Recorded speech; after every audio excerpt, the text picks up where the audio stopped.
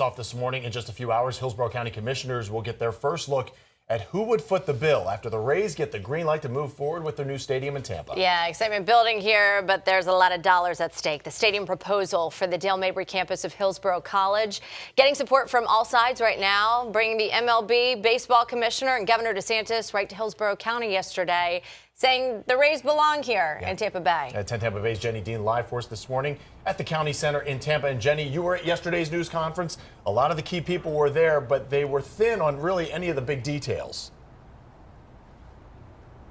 Right. I think the big news is that everybody came together in one spot, the local community, the government officials, the local government, state, and then, of course, the Major League Baseball, all saying the Rays should be here today.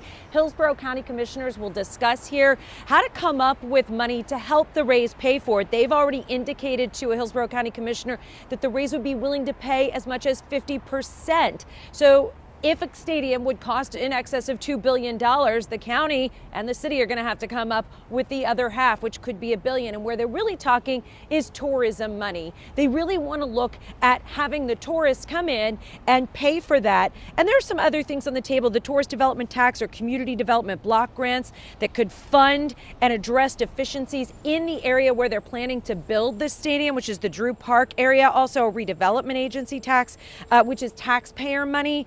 But it would be for redeveloping that area and making that into the new entertainment district. Now, right now, there are no plans to use taxpayer dollars. There's no deal on the table even. They are just in the discussion phase here in Hillsborough County, but they're ready to start these discussions to get these ideas out for funding so that they can really get the ball rolling. Because, as we know, that memorandum that was passed in Hillsborough County by Hillsborough College, we're 2 weeks into that 180 days deadline before they have to have a deal on the table. So things are going to start moving very quickly as discussions get underway here today. Live in Tampa, Jenny Dean, 10 Tampa Bay News.